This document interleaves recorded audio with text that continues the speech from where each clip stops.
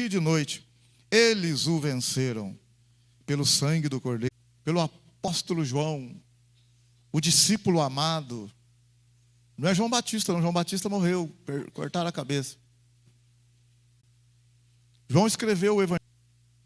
Preso, levado como prisioneiro, exilado numa ilha chamada Patmos. Ele foi afastado da sociedade. Tentaram calar a boca dele, para ele não falar mais de Jesus. Então exilaram ele para um lugar para ficar longe de todo mundo. Longe do povo, longe da sociedade. Ele mesmo fala no Apocalipse, no capítulo 1, no verso 9, ele fala: eu, João, irmão vosso, e companheiro convosco na aflição, no reino, e na perseverança em Jesus, estava na ilha chamada Patmos. Olha a razão por que ele estava na ilha. Por causa da... Ele não quer que Timóteo... Acabei a carreira, mas guardei a fé. Está na última hora. Paulo firme ali, amém? Glória a Deus. Mas ele pegou Timóteo novinho, lá em Atos 16. Timóteo era novo, para ele desanimar, para morrer ali. Mas deixaram ele dentro do tambor fervendo. Você já fritou batatinha lá? Na sua casa já fritou um ovinho lá? Colocaram ele lá dentro do tambor fervendo. Tiraram ele. Ele estava vermelho, roxo, cozido. Ficou ali. Mas não morreu. Das tribulações, está tendo revelações de Deus. Está trabalhando para o Senhor. Está sendo usado pelo Senhor para ministrar na vida de muitos. Amém? Glória a Deus. Às vezes Deus permite aí os desertos da vida para poder tirar o cardinho que vai matar a sede ou talvez a fome de muita gente. A sua luta, mas a sua perseverança fortalece outros, viu? Amém? A sua perseverança dentro dessa luta que você está passando aí fortalece quem está do seu lado, porque quem está do seu lado sabe que você está passando luta. E fortalece você também, porque você fala: rapaz, eu passei. Quando vê, passou. Fala: bom, se eu passei essa, e vai indo. E Deus vai de grão em grão, de glória em glória, fortalecendo a sua vida. Daqui a pouco você tem, igual hoje no culto das 5 aqui, tinha 2 senhoras de idade, sentaram, puxaram a cadeira. Veio bastante gente para receber a oração. E 2 senhoras já, acredito que tem mais de 80 anos, estava sentado ali, recebendo oração. Eu perguntei: quantos anos você tem na igreja? Ah, tem muitos anos, pastor. Estava na igreja tal, fui para outra. Perguntei para outra também. Não, tem muito tempo de igreja. Quer dizer, muito tempo de igreja, veio na frente receber oração, está perseverando até hoje. Amém? Aleluia? A Bíblia fala da irmã Ana, 80 e tantos anos lá, Lucas, perseverando em oração, aguardando as promessas de Deus. A Bíblia fala, em Lucas também, Mateus ou Lucas, fala do homem Simeão, que não se afastava da igreja, do templo, aguardando a redenção, aguardando o Salvador. Porque lá está escrito assim: porque para Simeão, o Senhor, o Espírito Santo falou para ele, Deus revelou para ele que ele não morreria sem ver o Cristo Salvador. E ele está ali velho já, no templo, velhinho no templo. Daqui a pouco entrou José e Maria com um menino no braço. Amém, aleluia. Ele não está nem imaginando. Ele tá, toda hora entra um, entra outro, entra um, entra outro. Entrou José e Maria. E a hora que ele foi apresentar o menino, que ele pegou no menino, ele falou: Senhor, pode despedir o teu servo. Eu já vi o menino, aleluia. Eu já vi a glória, o Redentor. E, então ele apresentou o menino e com certeza morreu depois lá. Então o Senhor, ele fortalece nós, amém? Glória a Deus. Irmão Frederico, na igreja, não tinha barriga, não tinha cabelo preto, não tinha cabelo branco, agora cabelo branco e barriga. É o tempo de igreja, amém? Sou Justino, quantos anos de igreja, Dona Mercê, e vamos tocar o barco. A glória nos espera, amém? Aleluia. Tem para onde ir mais não, meu irmão? Ah, vou sair da igreja. Vai sair da igreja para onde? Fala também, se for um lugar bom, melhor, eu vou também. Não, de repente, sabe, tem. Tem melhor do que Jesus? Ele fala lá no livro de Isaías, eu sou Deus e fora de mim não há outro. Como é que vai para outro se não tem? Não tem outro. Não tem para onde correr, não. É só Jesus, amém? Glória a Deus. Aí eu, pela misericórdia de Deus, né, estudei aí ciências da religião, então a gente estuda, vou falar estudou todas as religiões do mundo, porque não tem como. Mas a gente estudou religiões. Então, meu irmão, olha, se alguém tinha que falar para você que tem uma outra religião, ou que tem um outro caminho muito forte aí, eu poderia falar para você com toda tranquilidade. Porque já li sobre muitas religiões aí. Eu dou aula de religião na escola. Então, eu podia falar para você, rapaz, eu descobri um negócio lá. Um guru lá que ninguém tem, não é igual a ele. Mas não tem, irmão. E Jesus é tão maravilhoso que o negócio é um tapa de luva em todo mundo, né? A história se divide em antes de Cristo e depois de Cristo. O calendário está lá, antes de Cristo e depois de Cristo. Olha o que Jesus fez. Ele é grande, amém? Aleluia, glória a Deus. Então, meu querido, na verdade, João, então, teve revelações do Senhor. O que eu quero falar para você nessa noite, quero falar que o diabo foi precipitado, né? Ele anda ao derredor, rugindo como leão. Aqui está falando em Apocalipse 12:9, foi precipitado o grande dragão, a antiga serpente que se chama Diabo e Satanás, que engana o mundo todo. Ele foi precipitado na terra e os seus anjos lançados com ele. Irmão, eu quero falar um pouco sobre engano. É ruim ser enganado, hein? É ruim ser enganado, né? É ruim ser enganado, né, irmão? Pessoas na Bíblia, homens de Deus, foram enganados. Homens de Deus foram enganados. O Senhor tem armas à nossa disposição contra esse tipo de coisa, de ataque. Deus tem armas poderosas. Na segunda carta de Paulo aos Coríntios, capítulo 10, está escrito, na segunda carta de Paulo aos Coríntios, capítulo 10, no verso 3, e 4 e 5, pois embora andando na carne, aqui não é andar na carne fazendo coisa errada, aí está falando carne, a expressão carne tem a expressão carne no sentido de carnalidade e carne no sentido de corpo. Então, andando nesse corpo, né, vivendo essa vida, não militamos segundo esse corpo, não lutamos com as armas humanas. As armas da nossa milícia não são carnais, mas sim poderosas em Deus para a destruição das fortalezas. As nossas armas, verso 4, as nossas armas, elas são poderosas em Deus. Só que a gente, às vezes, não tem discernimento para deixar as armas, para usar as armas de Deus. Então, o engano, é para você ver, a gente pode ser enganado no campo natural, mas também não precisa ser enganado. Também não podemos andar desconfiado de tudo também, senão a gente não vive. Então tem que ter um ponto de equilíbrio. Nós precisamos muito do Espírito Santo. E o Espírito Santo já foi enviado para nós. E o Senhor falou para a gente ser prudente. A gente ser prudente. Então você olha, por exemplo, quando Deus falou para Abraão, um exemplo, Deus falou para Abraão, sai da tua terra, da tua parentela, e vai para um lugar que eu vou te mostrar. Ele saiu. Uma atitude de fé muito grande. E foi para um lugar que Deus ia mostrar para ele ainda. Ele saiu para um lugar sem saber para onde ia. Foi pela fé. Ele creu em Deus. Ele teve discernimento que foi Deus que falou com ele. Olha que coisa. Deus falou para Abraão, sai da tua terra e da tua parentela e vai para um lugar que eu vou te mostrar. Ele teve discernimento que era a voz de Deus. Não é brincadeira não. Saber que é Deus que está falando. Quando nasceu o menino lá, o filho dele lá, que ele esperou 25 anos, a mulher era estéril, nasceu o menino. E Deus depois falou, dá-me o teu filho, o teu único filho.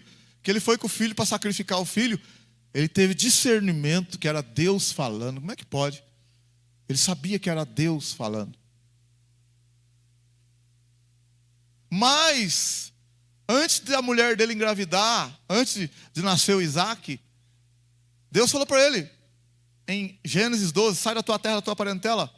E falou para ele que ele ia ser uma grande nação.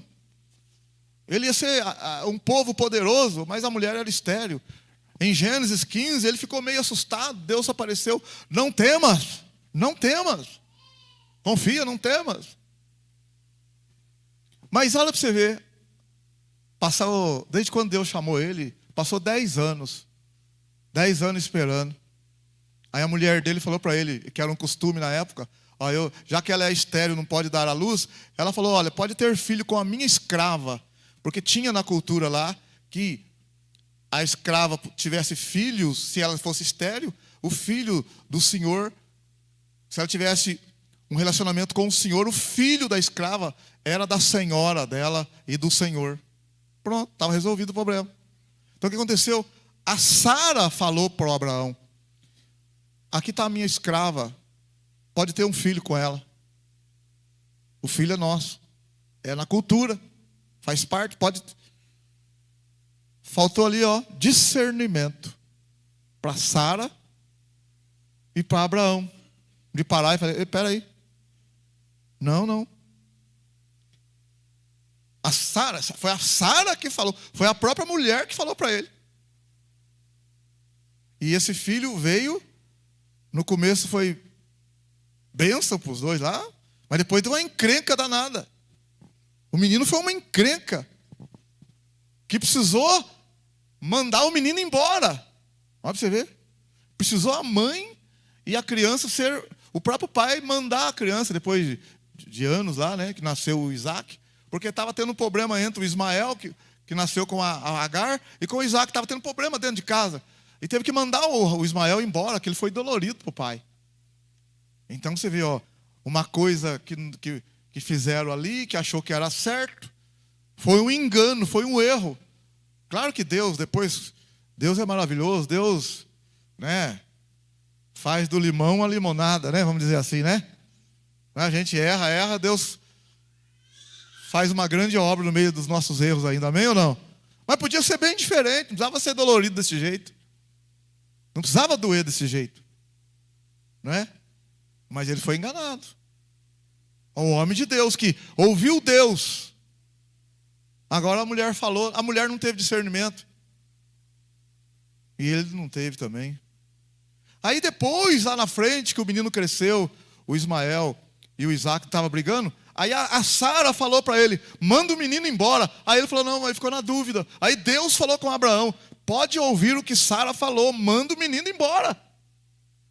Então aí ele não sabia, peraí, essa mulher está falando por Deus, porque da outra vez ela arrebentou com a minha vida, e agora? Então o marido, sua mulher arrebentou com a sua vida uma vez só, agora não vai arrebentar mais não. Então mulher, seu marido pode ter estragado uma vez, agora não. Presta atenção, pode ser que seja de Deus, pode ser que não seja.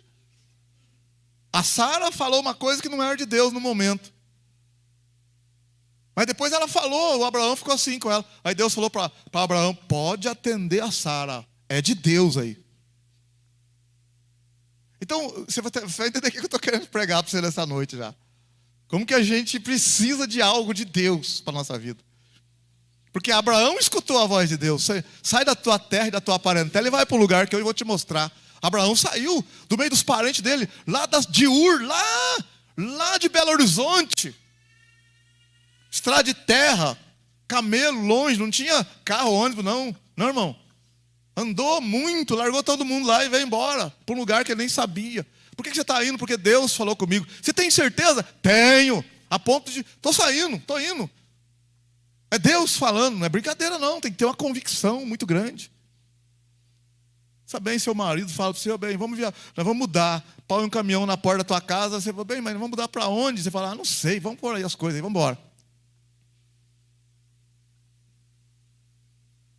Se o aluguel estiver em dia, a gente sabe que não está fugindo. Então está tudo certo mesmo. É de Deus. Porque se o aluguel estiver atrasado, eu já sei bem o que você está querendo dizer. Vamos rachar fora, larga para trás. Aí já não vale também, né? Quero ver, está tudo certo, encostar o caminhão lá, vamos colocar a mudança. Pô, nós vamos, não sei, vamos dirigindo aí o caminhão e Deus vai mostrar. Olha, você vê como é que é. Quem que tem coragem de fazer um negócio desse? Ninguém. Ninguém tem coragem de fazer um negócio desse.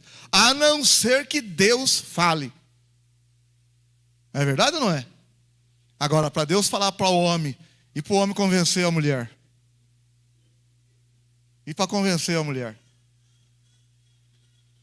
Não é brincadeira não, tem que ser uma mulher. Por isso que até no casamento tem que ser os dois unidos, confiar.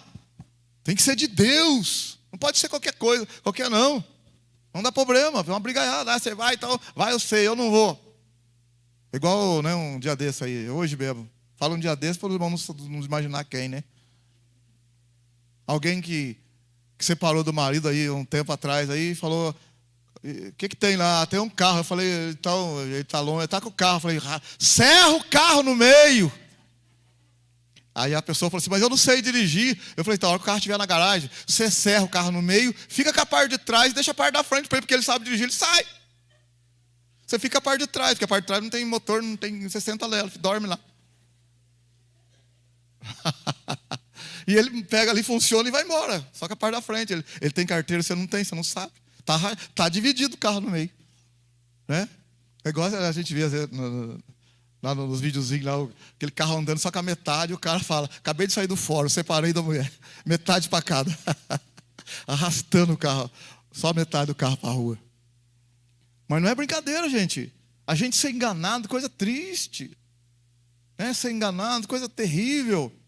Mas o Abraão agora, você vê, ó, o Abraão, ele sai da terra, espera a promessa 10 anos. A mulher é estéril. Ele está com 75 anos, saiu, está com 85 anos agora. A mulher com 75, 10 anos, Deus havia prometido nada. Aí a mulher falou, olha, tenha filhos com a escrava. Ele deu ouvidos, nasceu o menino. Aí Deus falou, engraçado, irmão, que Deus não impediu. Ele não orou a Deus também. Porque se ele vai orar, Deus fala, negativo. Tem coisa que a gente já acha que é, né? Não precisa, já e não é. Não não é, e não é. Não, tá tudo certo. Não é. É um engano. Olha que coisa. Depois Deus falou para ele, ó, não, esse não é esse não. Não é esse não. Você vê Josué, no capítulo 1 de Josué está escrito assim, quando Moisés morreu, Deus falou para Josué, meu servo Moisés morreu. Levanta agora, você, Josué, vai levar esse povo para a terra prometida. Deus falou com Josué. Aí o Senhor falou para ele, ninguém te poderá resistir todos os dias da tua vida. Assim como eu fui com Moisés, você com você. Onde pisar a planta do teu pé, eu vou dar para você. Medita na minha palavra, de dia e de noite. Está dado, Deus falou com ele. E aí você vai ver Josué 1, maravilha. Capítulo 2, os espias vão em Jericó. Capítulo 3, atravessa o Jordão. Josué, Deus falou com ele, ó, o Jordão, tinha que atravessar o Rio Jordão. Não tinha ponte, o Rio Jordão transbordando, o Senhor falou para ele, coloca os sacerdotes que carregam a arca na frente. A hora que os sacerdotes entrar no Rio Jordão e eles tocarem nas águas, o rio vai parar e todo Israel vai passar a seco. Imagina bem o Josué falando para o sacerdote, ó. O Josué era moço novo. Mas andou o tempo inteiro com Moisés. Não desgrudava do Moisés. Na hora que chegaram diante do Jordão, imagina bem agora o Josué chamando os sacerdotes. Sacerdote já mais de idade.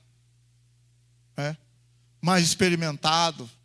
E Josué falou, olha, falou para os levitas, para o sumo sacerdote, pegue a arca, vamos atravessar o rio. Engraçado que o sacerdote de Deus, o homem de Deus, não questiona nada. O sacerdote está o tempo inteiro ali com a arca, não questiona nada. Podia falar, Josué, tem certeza? Olha lá, hein? Os sacerdotes só pegaram a obediência, pegaram a arca, e aquele mundaréu de gente. Não tudo perto da arca, afastado da arca, porque não podia ficar perto. E vão chegando no rio. Aqueles homens com a arca. Você imagina bem, ó. Imagina que o rio está ali. Estão descendo com a arca. O primeiro aqui, ó. Olha os primeiros carregando a arca, ó. A água onde está dando. E estão entrando no rio.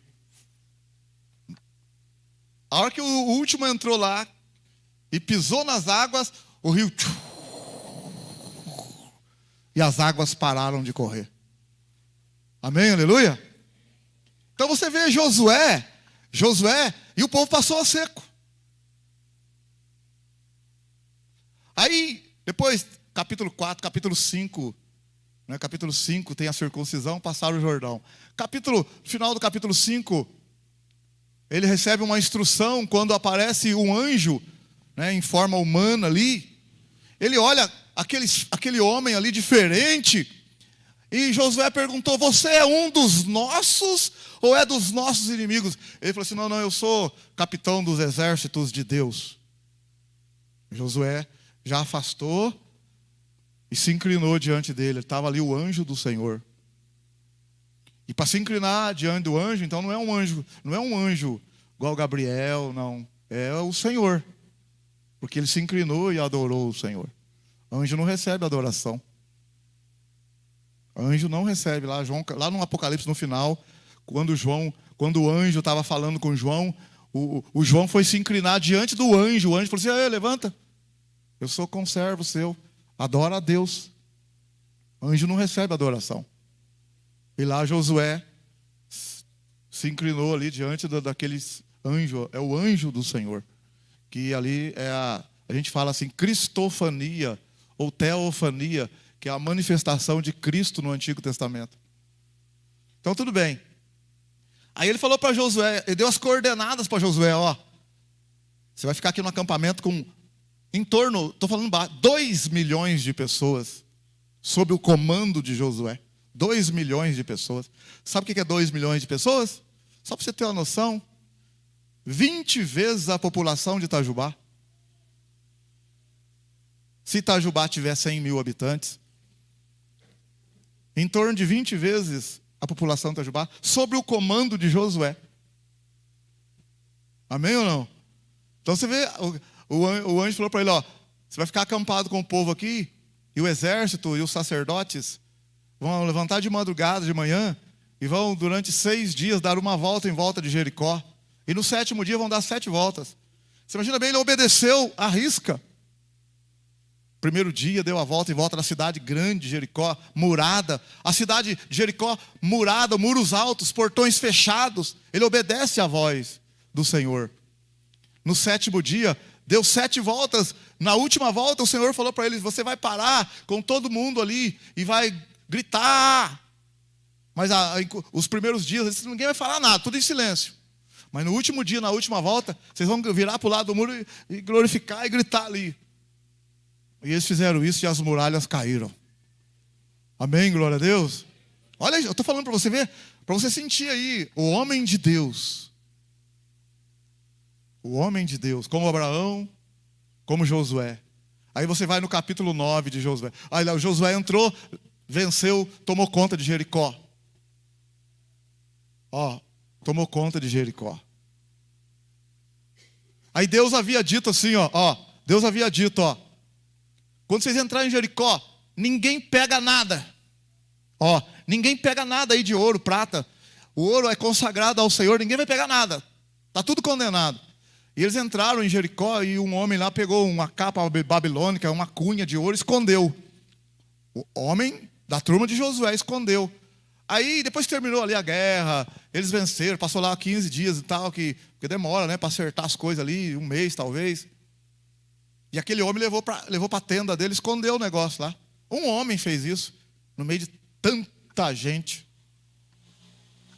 E Deus havia falado, não leva nada, não pega nada. O que acontece? A próxima batalha é contra uma cidade pequena, chamada Ai. Aí Josué viu-se o tamanho da cidade. Pensa bem, ele venceu Belo Horizonte. Aí ele chega em Piranguinho. Ele falou para os homens dele assim, não, deixa o exército aqui, vai aí, turminha pouca, aí 3.000 homens, não esquenta a cabeça não. Cerca lá e já resolve isso. E ele vai, ele não foi, mandou o soldado, perdeu a batalha. Perdeu a guerra. Os homens voltaram, envergonhados. Josué foi lá orar ao Senhor. Por quê? Por que nós perdemos a batalha? Aconteceu tanta coisa, a gente só vem vencendo. Por que, Senhor? Olha para você ver que interessante. Ele não sabia. Alguém enganou. Alguém fez uma coisa que ele não sabia. E ele está ali orando, buscando. Então, de manhã até a tarde, talvez 2, 3 horas, aí o Senhor falou para ele, por que você está orando? Por que você está aí? Levanta. Israel pecou. Existem coisas condenadas no meio do povo. Reúne todo o povo. E reuniu todo o povo, resumindo aqui. E vai família por família. Chega na casa de